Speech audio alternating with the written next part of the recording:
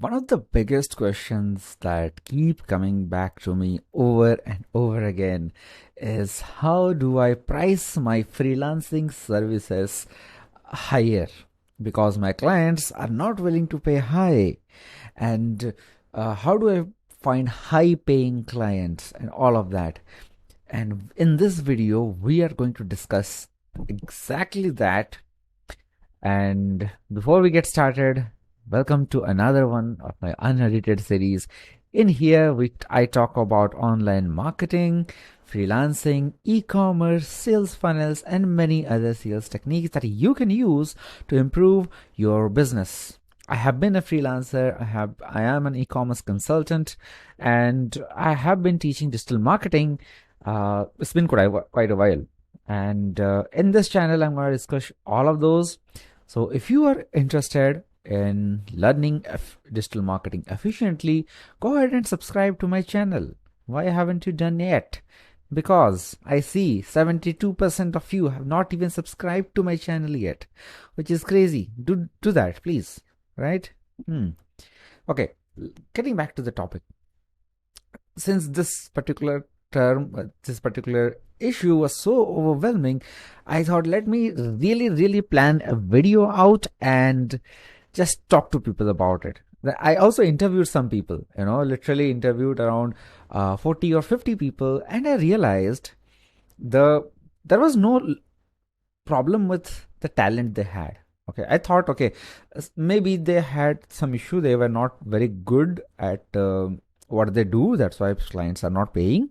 But that was not the case. Some of the people that I talked to were really good. In fact, I talked to certain e-commerce people who are in my own domain, doing freelancing, doing it better than me. Right? Like they were coming to me for consultation. I was like, dude, I should be going for you for some consultation. But you are here with me. I don't know what has just happened. Right? So I realized that they know the skill, but they don't know how to sell. And most of these people, when I ask them this particular question, do you know how to sell? What does your sales process look like? When I ask this question to them, they mention, do I need to have a sales process? Isn't that for agencies? I was like, that's the most important thing that you can have, because imagine no matter what kind of marketing you do, your entire business depends on sales, right? The amount of conversions that you make. So if you're not good at sales and you are just doing branding and marketing, sure, you might get some leads here and there, some organic leads, but you will never be able to reach your potential where you are, what you want, right? Now, how do you sell yourself to these clients? How do you win the negotiation? Right off the bat, I have two books to recommend. One is this, Spin Selling by Neil Rackham. This guy did a research on more than 35,000 sales calls and figured out what more skilled and experienced salesmen do in certain major account selling. Another one is this, Never Split the Difference by Chris Bose with Tal Raz, which is great. This particular book is on, negotiating for a better price. So combine these books, and these are amazing in exactly this field. Third book that I'd recommend, especially for freelancers, is this one, Designing Your Life by Bill Burnett and Dave Evans. The white one. There is another blue one. You can buy that one, but this is the one that I recommend, the white color one. Build the perfect career step by step. Especially read chapter 7 and 8. So yes, so these are the immediate solutions. Go ahead and read these books. You'll be gold. But I tell you how you can sell. I'll tell you how you can sell in this particular video, and how to price yourself higher. Now you see, when people think that, okay, client doesn't have budget, and client is not good, or it's very cheap and all those stuff, it's actually a myth. I have been a client. I keep hiring people, and as a client, I would always want a better deal, right? I mean, sure, there is a talented guy out there, fine, But for me, I would want a lower price to the value that I'm getting. Obviously, if I think that, let's say, um, there are certain people working for me, they are charging me around $100, which is around 7,500 rupees. On top of it, they're getting commissions out of my conversions. Like there is a guy who manages my ads. I pay him a certain amount. There is another guy who helps me with all my operations and sales process. I give him cut out of the sales. All right.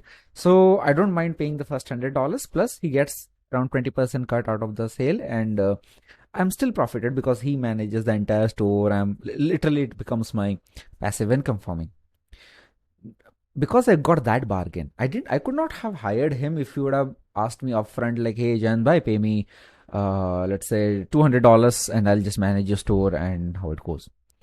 So what was the difference? Why did I buy his offer when he offered me, okay, I'm not taking $200 from you, I'm taking $100 from you, plus I'll take commissions out of the sales process. Now, because he's taking commissions, he's earning more than $200. Right? He is earning around $500 per month because he's managing the sales, and he has taken it on him that if I bring more sales, I'll get more commissions out of it.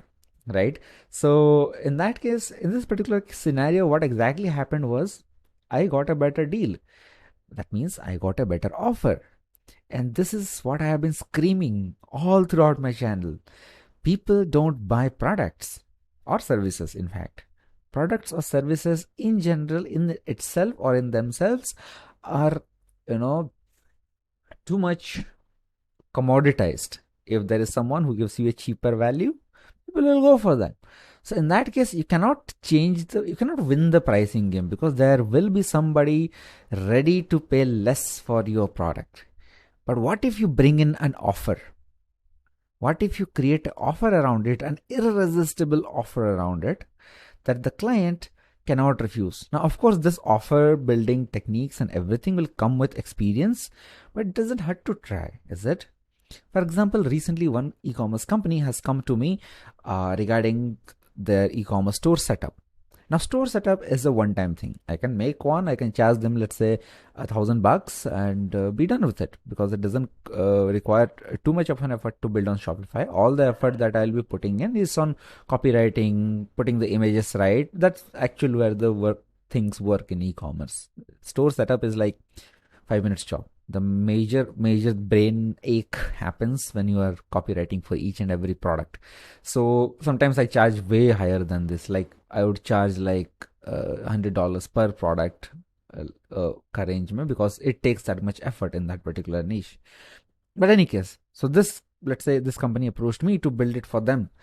Now the problem here is, if I build it for them, it's a one-time thing, and after that, what? Can I look for another client? It's just too much of an effort. What I personally try to do is I try to grab the customer with me for like with a commitment, like for a good year-long commitment. So when this customer approached me, this particular client or prospect approached me, I asked them ki I'll take $1,000 for the first month to build the store. On top of it, I want to keep working on your marketing because I'm taking care of copywriting anyways. Why don't I work on your Facebook ads? And while I'm working on your Facebook ads, I will definitely create some creatives which you can use for your social media, and the ad copies that will definitely work on Facebook ads. Now you have some 100 products out there. Since you have 100 products, you might need some 300 to 400 different ad copies to do a proper A/B testing, and maybe different landing pages. How many times can you hire me if I'm going to do this copywriting for you at scale? So why don't you pay me, let's say, $500 per month? That's like $6,000 in a year, and we are pretty much cool. I can help you out. But $6,000 per year sounded a bit too much to them, for which I had to pump up an offer. I told him ki if you are hiring me for individual work, what would be your charges by the end of this year? Because believe me or not, you are getting it. It's not a one-time thing. Copywriting is never a one-time thing. You hire me for a store copywriting today, tomorrow you'll be hiring me for email copywriting, then you'll be hiring me for a landing page copy, then you'll be hiring me for a Facebook ad copy. How often can you spend? So I give him my rate chart. Then the objection comes from the clients ki, hey, there are copywriters who charge way less than this, what you are charging. Obviously, India is a cheap country. People are there who provide cheaper services. The only reply that I can tell them, if you can find someone who can efficiently do this, who has a proven track record, just like I have, and not just proven track record in terms of benefiting their clients, but benefiting their own, just like I have. So that was my what you call the authority builder there. Okay, if you can find them, do refer them to me. I'll be giving them more work. But hey, if you want solid work, then this is what to do. Now, this particular explanation was intangible, but when I showed him ki this is what you will be paying in general to me, then he became a little bit more conscious about the amount of money he would be losing. On top of that, I asked him the possibility of what if the cheaper freelancer or a cheaper agency that they're going to hire does a bad job. I have a track record. I have clients who are doing really well. I have me who is doing really well. And versus a newbie freelancer who is charging way less than what I'm charging with no guarantees, no track record whatsoever of, of work. Who do you believe? And what if the copy that he writes is a shitty one and it doesn't work? What if the store that he sets up for you, it doesn't work? How much are you going to lose?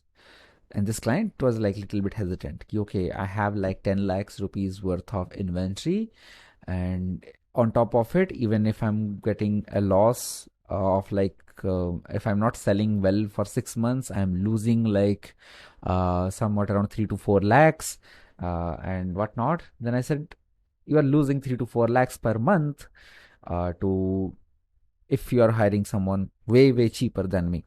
But how much are you set to gain if I deliver the similar kind of results that I have been getting? And I told him that I'm getting around 200 orders per month. And that's me not even trying to scale. It's just ads are running and I'm like, chalo, there is a little bit of passive income that keeps on coming. Now, he quantified it based on my own ad budget. Okay, I'm spending this much and I'm earning, let's say, how much is 2 lakhs rupees is like almost 2000, little more than $2,000, $2,500.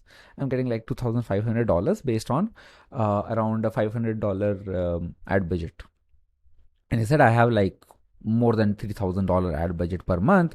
Then obviously it will be 6 times more. It's what he quantified. Of course, it may not be 6 times more. The revenue may not be, let's say, $15,000 in revenue, but definitely you can look at like at least 3 to 4 times revenue, right? Like standard in India is like 3 to 4 times is nothing nowadays, right?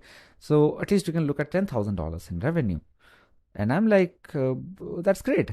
That's per month. And in a year, you are set to gain like $60,000. And would you not pay $6,000 to me because I was responsible for all this? And then he clicked, okay, if I'm not hiring this guy, then this is what I'm losing. Let's say this is what I'm losing. If I hire this guy, this is what I'm gaining. So there is a current state, and I further dragged it down to an implication state where he realizes the loss. And I also dragged him up to a desired state where he wants to go. So the gap between this desired state, the current state, and the implicated state is what drives your sale. The bigger the gap is, the more you can price your products. This is nothing like I was working with Indian clients and this is what they pay and this is pretty much normal. But when you go to US, you can actually use this technique to, land better clients, and better in terms of like who have better financial resources, and it being a better economy in general, you get better prospects out there. I work with Indian clients because they are just easier to deal with most of the time. So in any case, in terms of selling your services, this is all you need to do. You need to increase that gap between the current state, the implicated state, and the desired state. And the bigger the gap is, the better the chances of the client converting, right? Now, of course, this might be a little bit uncomfortable for you when you are starting out, but trust me, you have to implement the sales technique. Not just this, I'm not saying that this is the perfect sales technique, but it will just help you out get that initial momentum.